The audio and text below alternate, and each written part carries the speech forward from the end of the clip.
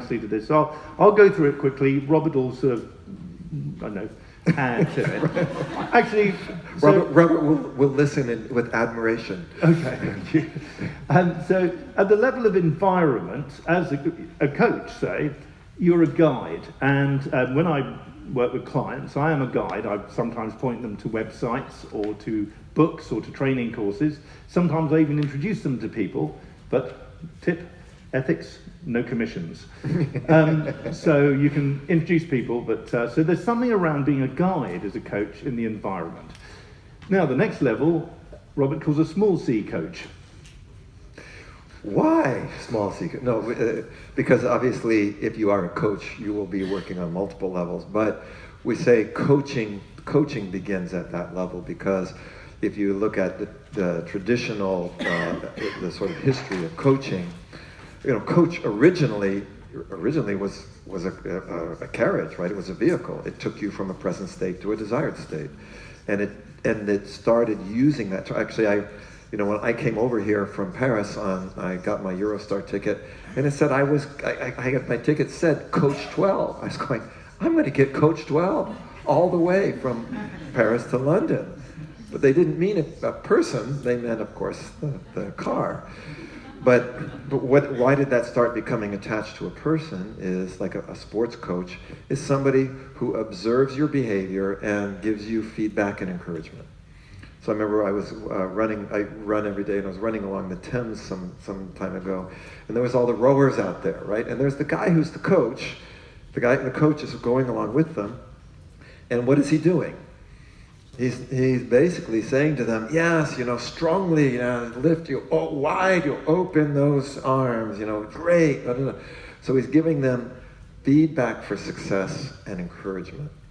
But it's all focused on the behavior. So anybody who's a coach, you're always finalized at that level of behavior. If I just explain and they can't do, I'm no coach. I can be a presenter, but that's not a coach. So it's always got to come down to that level.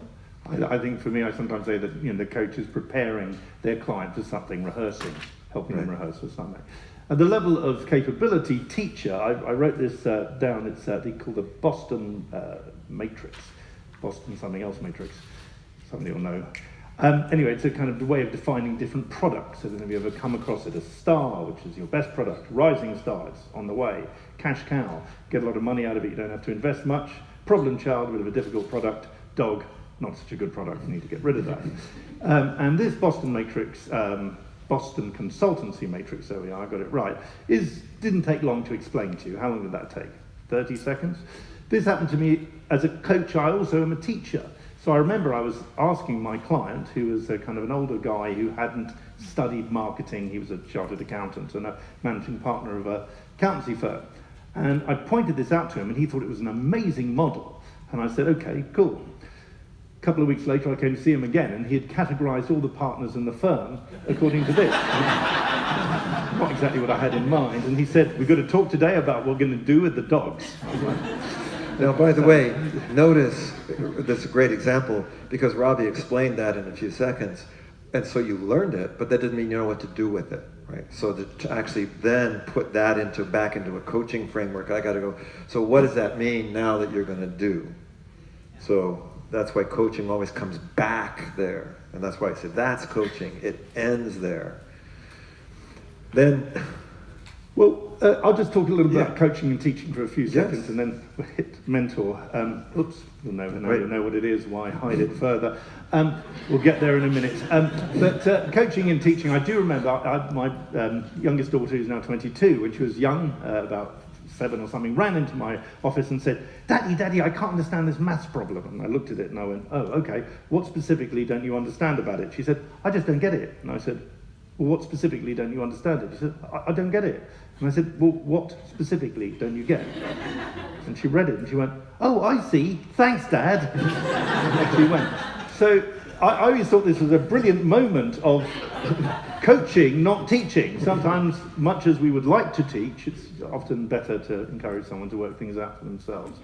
Mentor is this idea of modeling someone at the level of beliefs and values. And so when you try to teach beliefs and values, you become a preacher.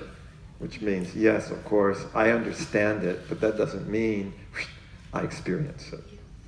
So I had a mentor. I actually found some person who ran an agency, not just of coaches, but also of mentors, who were sort of retired people who wanted to come along and had their chauffeur wait outside, apparently, some of them. But my one showed up in a cab, and he came in and he said this. I hope none of you are from Lancashire.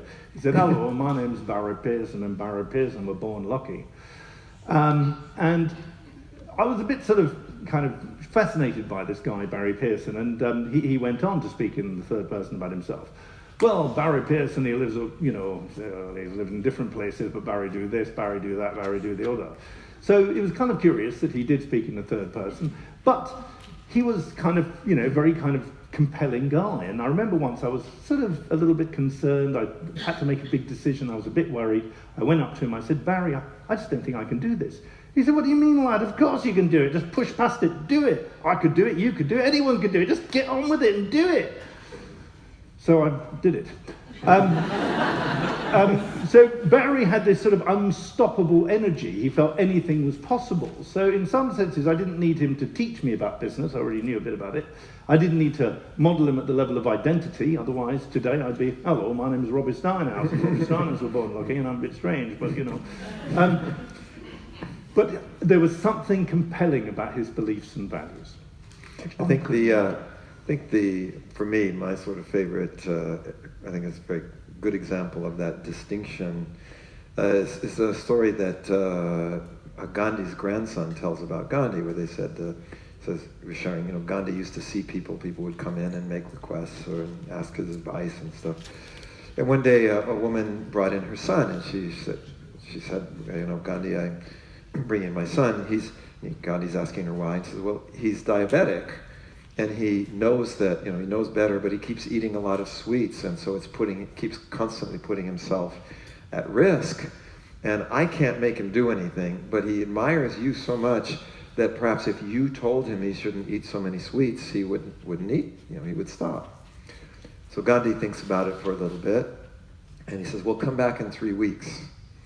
Well, it turns out this, it's when they're a poor family, they didn't have any vehicle, and their village was like 3 days away, so she walked 3 days back. They wait 3 weeks, walks 3 days all the way back with her son. And they come back and see Gandhi, and he says, "You shouldn't eat so many sweets." Like the woman gets she's a little irritated by this, and she said, "Well, Gandhiji, I don't understand.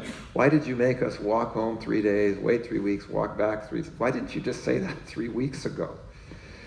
And Gandhi's answer was very interesting. He said, "Because, madam, 3 weeks ago I was eating too many sweets.